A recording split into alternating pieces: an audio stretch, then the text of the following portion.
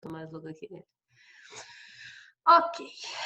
Então vamos lá, minha gente. Resolver o exercício sobre tipos de argumento. Primeiro, o que que eu queria? Que a gente desse uma relembrada, né? Como já faz 15 dias, 14, né? E vejam aí, ó, a concordância verbal correta já faz 14 dias. A gente precisa dar uma relembradinha, não é demais, né? Nos tipos de argumento que a gente pode ter. Como que a gente pode comprovar a, algo que os argumentos que a gente elenca para alguma coisa, né? E isso também serve para a dissertação de vocês. Então a gente passou, vocês estão vendo, né? Só vou dar uma relembradinha nos nossos slides. Gente, essa aula tá gravada, tá? A aula de interpretação dos tipos de argumento. Então a gente pode ter citação, argumentação é do argumento por citação ou por pensamento de autoridade, né? Nesse caso aí o Galileu.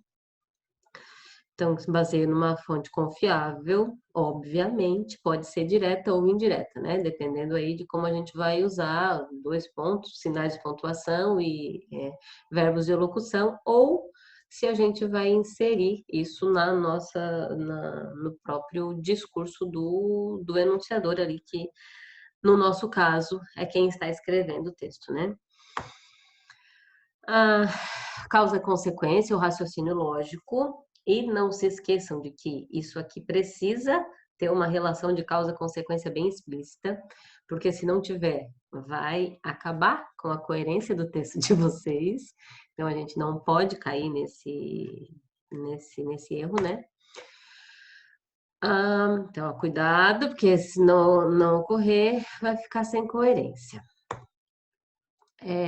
Argumento de exemplificação, que é quando a gente torna alguma coisa mais palpável, dá um exemplo, né? Isso acontece para questões muito teóricas, assim, muito abstratas, que a gente, não, preciso trazer um pouquinho mais para perto do meu interlocutor. Então, a gente dá um exemplo. Analogia ou comparação, que pode ser também uma comparação de qualquer coisa, né?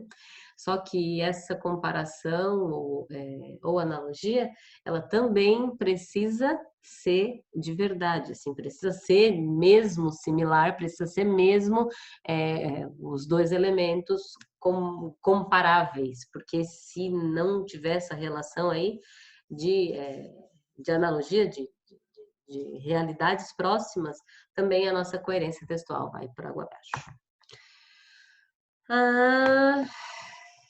Dados, né? Ou provas concretas, que na verdade, o nosso argumento por excelência, porque não tem como ir contra, né? Números, não tem como a gente ir contra isso. Alusão histórica é muito, muito, muito válido em textos para argumentar, enfim, para fundamentar alguma coisa, porque justamente tudo que acontece hoje no mundo, em termos sociais, a gente pode linkar com algum acontecimento do passado, né? Então, essas comparações, essas alusões históricas são muito ricas nos textos. E o senso comum, que é aquele que a gente precisa evitar, né? De qualquer jeito aí, em se tratando de dissertação de vestibular, principalmente. Então, ó, evite-os em seus textos bem. A gente vai fazer primeiro uma lista de exercícios que eu separei, depois, se sobrar tempo, a gente faz aqueles exercícios dos slides lá, beleza? Agora, todo mundo com a coisinha aberta, o microfonezinho aberto, que a tia vai... Ó, tá aqui. Estão conseguindo ver? Sim. Sim. Tudo certo? Então tá. Uhum. Então, a questão número 1 diz assim, ó, considerando as definições dadas, classifique os argumentos. E o nosso exercício vai ser justamente ver qual é o tipo de argumento que foi utilizado no excerto aqui, no fragmento do texto, e escrever aqui embaixo. Não é uma questão de assinalar de vestibular, mas é justamente para treinar esse olhar sobre como está sendo argumentado sobre algum fato, certo?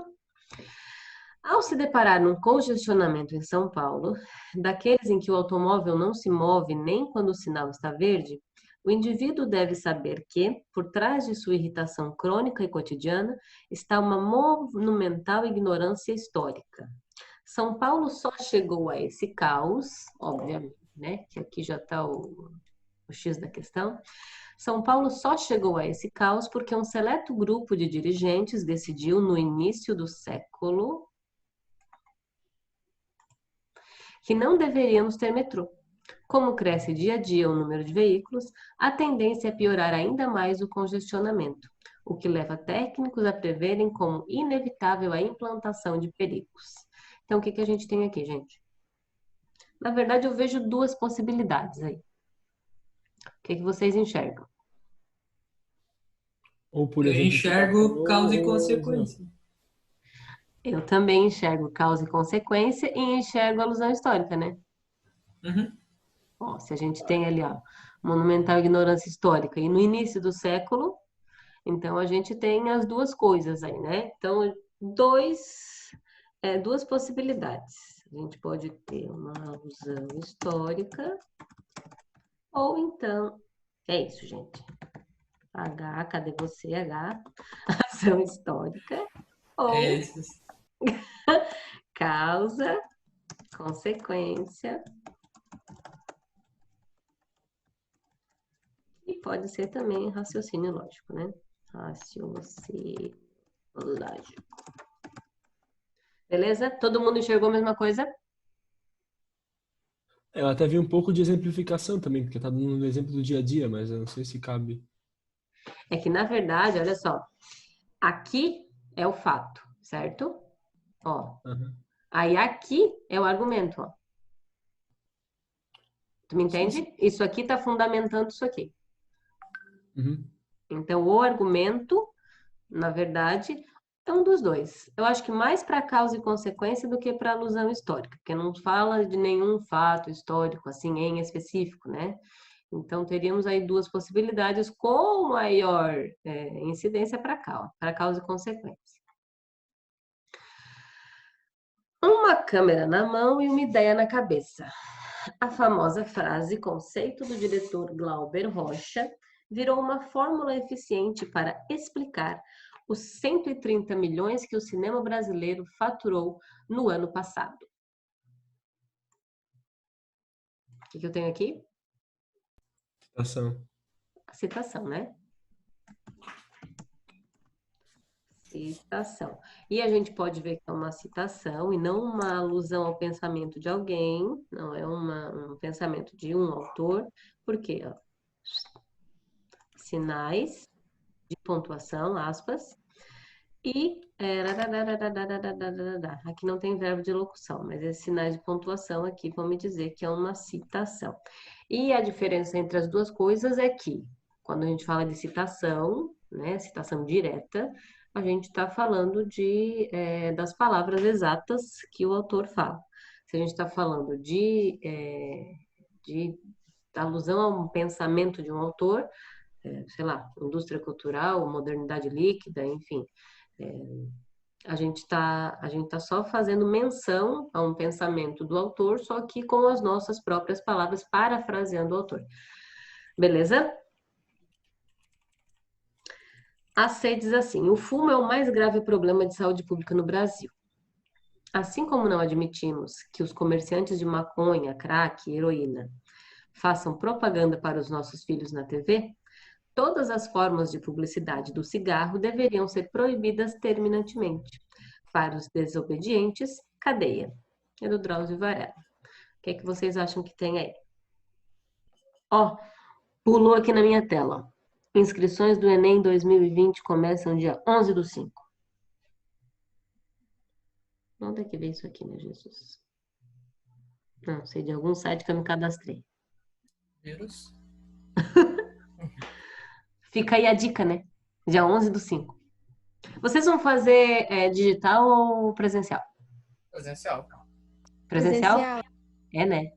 Eu não sei, eu Deus o acho que livre, 6 horas olhando pra tela do computador. Deus me Desmaio. livre. É, não. Não, não, é demais. Eu também. Eu sou do presencial também. Prefiro. Assim, já me incomoda, por exemplo, eu gosto assim, ó, apostila aqui na minha mão. Eu não gosto de apostila no computador. Isso já me incomoda um pouco, sabe? É, e daí agora, para mim, o maior desafio é esse, assim, é não ter as coisas na minha mão. Parece que o meu planejamento não é a mesma coisa. Se eu escrever no computador, parece que não é a mesma coisa que eu escrever à mão. Ó, meus bilhetinhos, por exemplo, minha lista do que eu tenho que fazer hoje. Ó, vocês estão aqui, ó, aula, interpretação de texto 2h45. Se eu escrever o post-it no computador, não é a mesma coisa. Enfim, tá. Vamos lá. Tipo de argumento. O que a gente tem ali no C?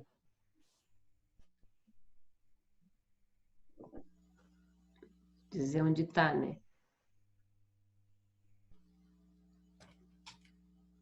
Ó, É tipo um raciocínio lógico, mas não é bem isso. uma comparação, né, Cheiro? É uma comparação. É uma comparação, né? Se a gente não admite que maconha, crack e heroína seja noticiado na TV, por que que vão noticiar cigarro? Compara uma coisa com a outra. E percebam que é comparável, né? Que faz tanto mal quanto. Beleza? Então, é uma comparação ou analogia, né? Tanto faz. Mas a propósito, não tem propaganda de cigarro na TV? Tem? Na época tinha, né? Ah, entendi. Em 2000 ali, ó. É. Agora não tem mais. A mulher de hoje ocupa um papel social diferente da mulher do século XIX. Alusão histórica. Não tem nenhum fato aí também, Comparação. né? Uma comparação, né? Uma comparação também. Comparação ou analogia.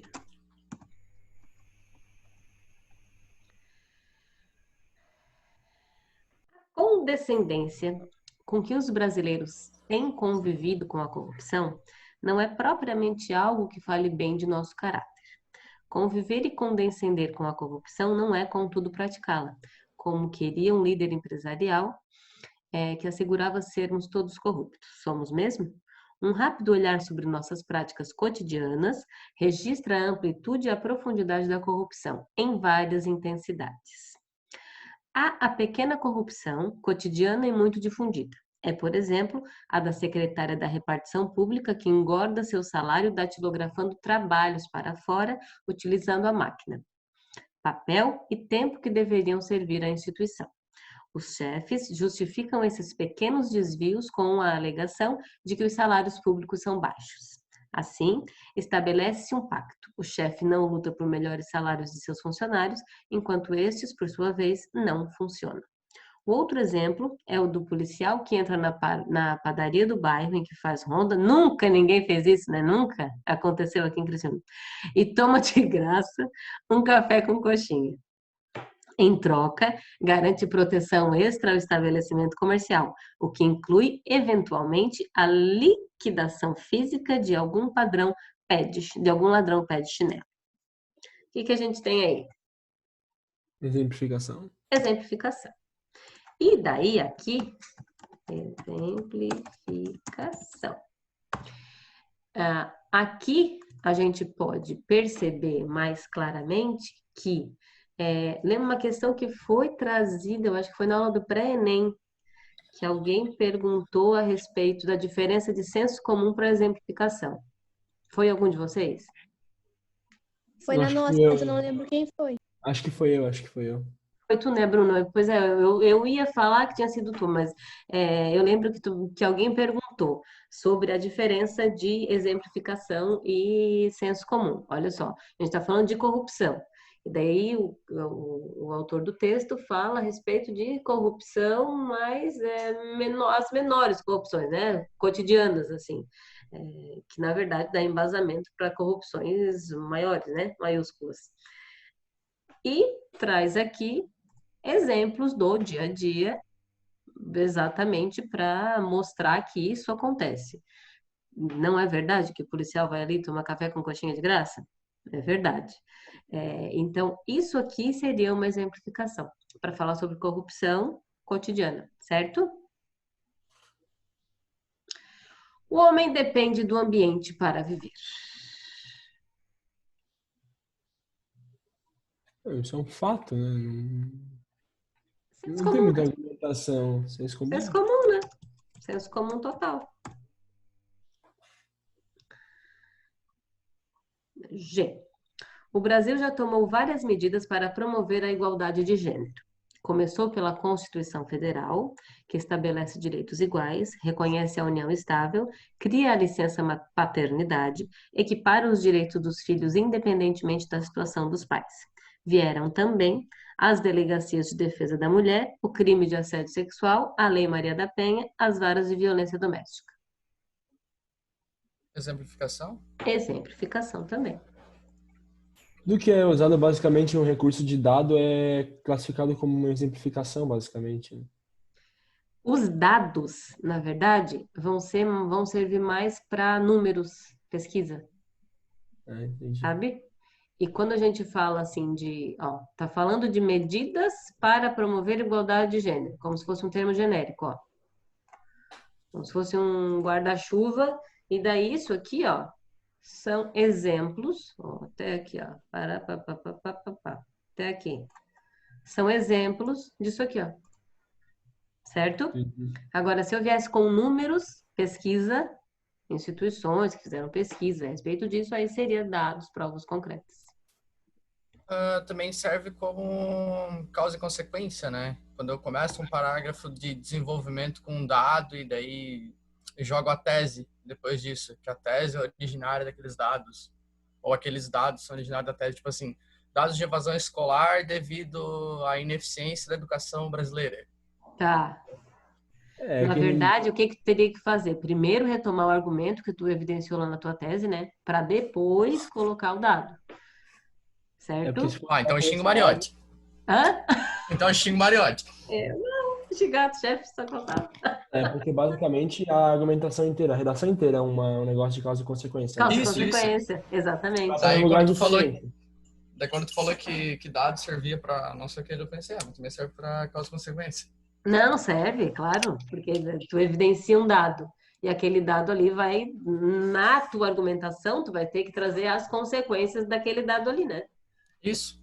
Exatamente. Porque o lugar das consequências é exatamente na argumentação, que é o terceiro elemento do parágrafo de desenvolvimento, né? Vamos lá. Por outro lado, não podemos prescindir da colaboração dos homens nessa árdua jornada. E eles precisam começar modificando a forma como encaram as relações afetivas. Sobre esse tema, David Servan-Schreiber, médico francês, que escreveu 2 livros para contar sua luta contra o câncer, sintetizou o assunto na obra Podemos Dizer Adeus 2 vezes. Citação? Esse não é uma citação, né? Esse é um pensamento de autoridade, né, gente? Porque tem palavra do cara aí? Só tem, eu ó. confundo muito porque a gente, na minha outra escola, a gente tratava como a mesma coisa, né? Era ou citação ou parafraseamento, é a mesma coisa. Entendi. Mas olha só, não tem palavras dele, né? Do tipo, se tivesse assim, ó, sobre esse tema, David Servan, pontua, 2 pontos. Aí abre aspas, as palavras exatamente do David Servan, Aí tudo bem, aí seria uma citação. Mas aqui é só um resgate do pensamento do autor. E como é só um resgate do pensamento dele, é pensamento de autoridade ali. Beleza? Entendi. Queda do número de fumantes no país tem a ver com uma série de medidas. A ciência e a mídia mostraram claramente os efeitos nocivos do cigarro. Os maços trazem imagens de advertência, sumiu a propaganda de cigarro da TV, o patrocínio de cigarro a eventos culturais e esportivos foi proibido, a lei que baniu o fumo em locais fechados e empresas oferecem tratamentos para funcionários que querem parar de fumar. Causa e consequência? Aqui a gente tem exemplificação também, né? Olha só. Tem a ver com uma série de medidas. Quais são as medidas? Ó, todas essas são medidas. Então, isso é... Sim, mas agora eu entendi o que o Diogo quis falar, porque basicamente a queda do número de fumantes no país é uma consequência de todas aquelas outros exemplos. Então, não deixa Mas de quando a ser. gente pensa numa dissertação, a gente pensa mesmo em causa-consequência direto, na verdade. Por quê? Vamos lá, vamos retomar os elementos lá da dissertação. Vais construir a tua tese. Por exemplo, um cenário negativo total, assim, tipo, sei lá, o caos na saúde pública. Ou então, sei lá, a crise no sistema penitenciário. O que que tu vais pensar? O que que tem fomentado isso o que que tem fomentado isso no país? A crise do sistema penitenciário, por exemplo. Vamos pensar aí. Hum, Alto índice de. Pera, repete. Superlotação de presídios. Superlotação de presídios, tá? A crise penitenciária. O que que tem causado? Quais são os fatores motivadores aí que dão, que culminam na crise do sistema carcerário? A superlotação é um deles. Alto índice de criminalidade. O índice de criminalidade, a gente pode Baixo pensar índice de investimento estatal. estatal, negligência do governo. A gente pode pensar também na falta de políticas de ressocialização, ou seja, Isso. falta ou ineficiência, sei lá, enfim. Na verdade, não é que não tenha, né? É que não é suficiente para a demanda, né? Então, se a gente pensar nas causas do problema, do cenário negativo da crise, né, do sistema carcerário, a gente vai colocar isso lá na nossa tese, que são os dois argumentos que a gente elenca. Aí, no parágrafo de desenvolvimento, tu vais vir com algum dado, algum fundamento para isso, e lá nas consequências, tu vais colocar as consequências daquela causa lá de cima. Então, dissertar, aí uma dissertação argumentativa é basicamente isso. É causa-consequência, sempre. Então, a gente sempre vai enxergar esse causa-consequência aí num argumento. Entenderam? Por que que a gente enxerga sempre? Uhum.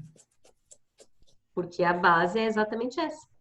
A gente elencar as causas para um cenário. E daí, lá embaixo, na argumentação, discutir as consequências daquilo ali. Beleza? Tranquilo. Vamos lá. Isso aqui é sobre características da dissertação. Isso daí a gente já... Vamos fazer, né? Já que estamos aqui.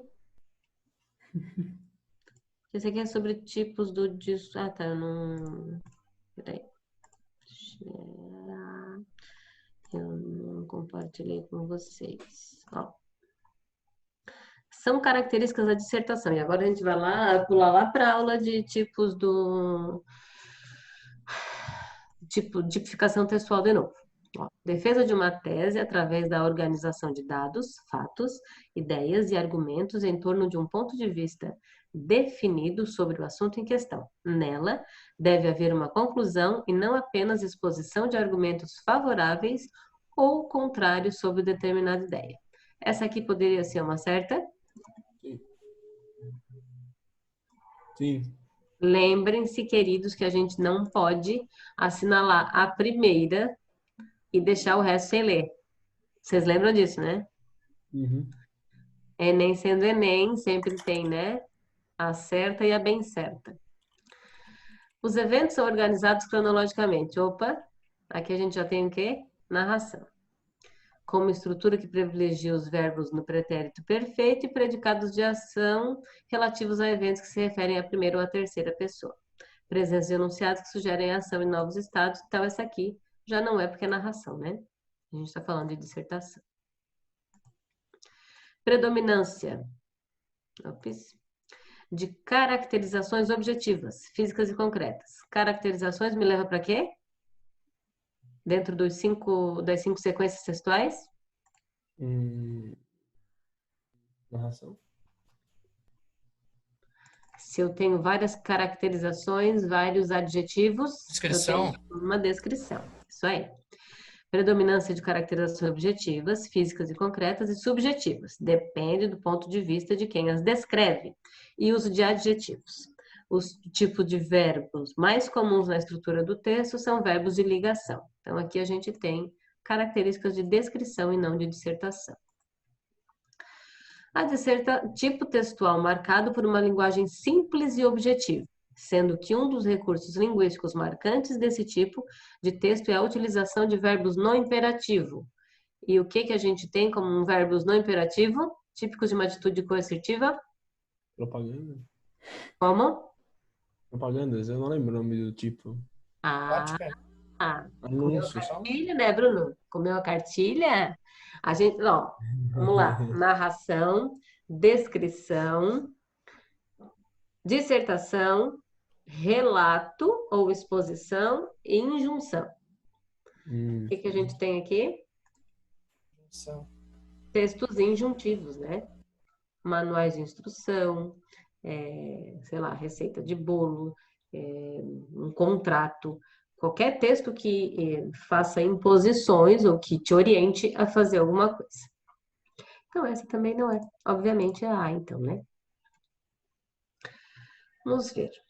Então, sobre a argumentação.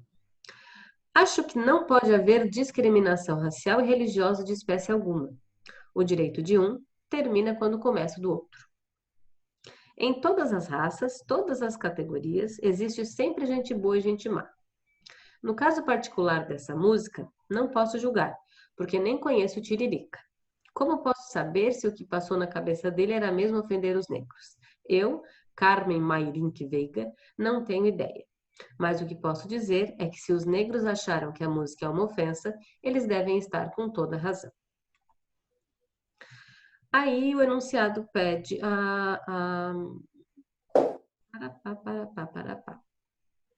A argumentação desenvolvida por meio de clichês subentende um distanciamento entre o eu enunciador e ele, os negros. Possível certa? Sim. Sim. Sim, né? A argumentação revela um senso crítico e reflexivo, uma mente que sofre com os preconceitos e principalmente com a própria impotência diante deles. Eu, Carmen, não tenho ideia. Mas o que posso dizer é que se os negros acharam que a música é uma ofensa, obviamente ela não é, né?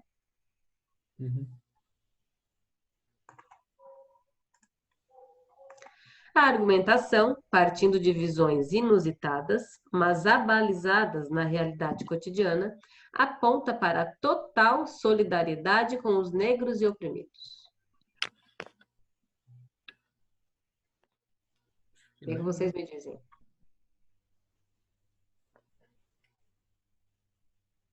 O que é a balizada, senhora? Mas abalizadas como medidas, né? Na realidade cotidiana. Partindo de visões inusitadas, mas assim, que são feitas a partir da realidade cotidiana. É isso. Aponta para total solidariedade com os negros e oprimidos. Eu não vejo isso aí. Olha só. Ela meio que joga para cima, né? Entre essa e essa, eu ficaria com essa. O discurso altamente assumido pelo enunciador ataca rebeldemente a hipocrisia social, que mascara os preconceitos. Também não vejo isso. Não assume o discurso. Hã? Ela não assume o discurso. Né? Não assume o discurso, exatamente. Então, nossa, meu Deus, que coisa mais... Então, a nossa alternativa é a A. Eu não gosto de alternativa A certa, mas tá. Ah, tem a E também. Impossível conceber como desse mesmo enunciador, essa frase, sempre trabalhei como uma negra, publicada semanas antes na mesma revista.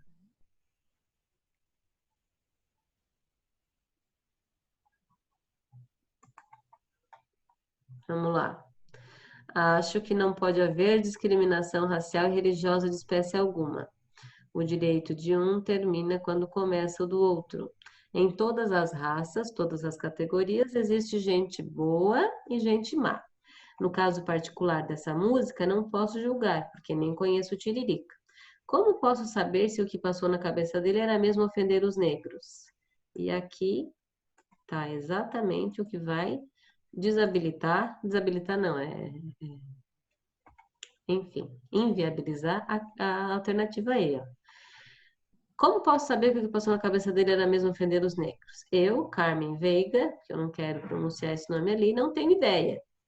Mas o que posso dizer é que se os negros acharam que a música é uma ofensa, eles devem estar com toda a razão.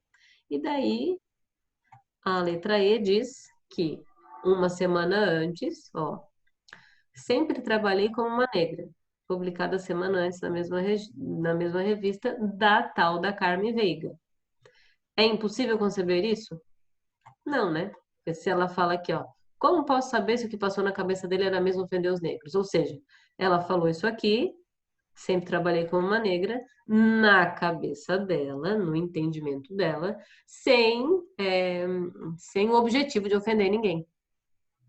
Certo? Concordam? Sim. Então, não é impossível conceber, né? Gente, prestem muita atenção em uma coisa. Eu estava pensando sobre isso ontem ainda. Eu não sei se vocês lembram disso, mas quando teve o plebiscito para o Estatuto do Desarmamento, o que acontece muito na enunciação? É dupla negação. É como se fosse matemática, tá? Dupla negação. Uma negação nega a outra negação, sabe? Então, você é contra o desarmamento, ou seja, você é a favor do armamento. Então, como se menos e menos desse mais. Vocês me entendem? Faz sentido. E esses prefixos que a gente que tem aos montes na língua aí, de negação, a, i, des, enfim, eles são perigosos em função disso, porque eles negam uma coisa e às vezes na oração tem uma outra negação, que é exatamente o que aconteceu nesse exercício ali, ó. Olha só. Vê se vocês conseguem enxergar. 2 minutos, senhor. Hã? 2 minutos. Só 2 minutos? Ai, meu Deus, como eu falo, Jesus. Olha só. Pensa aqui comigo. Impossível conceber. Ó, impossível conceber. Ou seja, isso aqui está negando que a gente possa pensar, certo? Então, é impossível conceber que... Mas não é impossível. Não é impossível porque a fala dela aqui, ó, embasa a fala dela aqui. Então, não tem nada de impossível, certo? Então, prestem bastante atenção nesses prefixos quando vocês forem analisar um exercício. Tá bom, meus amores? Imagino que esse não dê tempo de a gente fazer, né? Mas eu mando para vocês ali no nosso grupo, tá bom? Beleza? Beleza. Então, Beleza. tá. A gente se vê segunda-feira. Se cuidem, fiquem em casa, não relaxem do isolamento social, não é para fazer festinha, não é para fazer churrasco, não é para se reunir na casa dos amigos, não é fazer nada disso, não é para ir pro posto beber, nada disso, tá? É para ficar em casa. Pode deixar. Estudando, tá? Estudando, mantenham o foco. Tá bom?